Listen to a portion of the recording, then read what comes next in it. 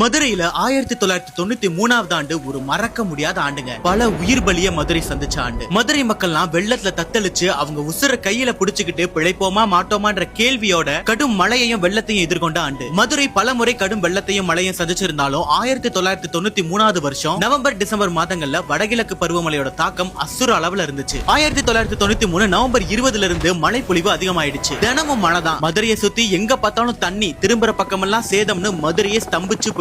கூடவே டிசம்பர் 1 இருந்து கடுமையான சூறாவளி புயல் மதுரையை தாக்குச்சு. வைகையில சுமார் 1 லட்சம் கன அடி தண்ணீர் திறக்கப்பட்டு ஆறே நிரம்பி வழிஞ்சு ஊருக்குள்ள தண்ணி புகுந்துருச்சு. அந்த நேரத்துல தான் செல்லூர் ஏரியா கம்மா உடைஞ்சு தண்ணி மக்கள் குடியிருப்புக்குள்ள போச்சு. ஒரு பக்கம் ஆத்து வெள்ளம், இன்னொரு பக்கம் கம்மாய் வெள்ளம், மறுபக்கம் மழை வெள்ளம், இருக்கிற ஓடையெல்லாம் உடைஞ்சு தண்ணீர் ஊருக்குள்ள புகுந்து மக்களை மூழ்கடிச்சிருச்சு. இன்னொரு பக்கம் புயல் காத்தால கரண்ட் கட்டாகி மரம் விழுந்து இவ்வளவு ஏன் கட்டிடங்கள் கூட இடிஞ்சு விழுந்துச்சு. குழந்தைகள், கர்ப்பிணி பெண்கள் உட்பட ஒரு சில மக்களும் பரிதாபமா பலியானாங்க. நிறைய பேர் அவங்க உடைமைகளையும் வீட்டையும் இழந்தாங்க. செல்லூருக்கே ஃபேமஸான கைத்தறி நிறுவன கம்பெனிகள் எல்லாமே சேதமாயிருச்சு. உசுர கையில பிடிச்சிட்டு இருந்த மக்களை போட்லயும் ஹெலிகாப்டர்லயும் வந்து பாதுகாப்பு பணியினர் மீட்டாங்க. 32 வருஷம் ஆகியும் இன்னமும் மதுரை மக்கள் மனசுல இந்த வெள்ளம் ஒரு நீங்கா நினைவாதான் இருக்கு.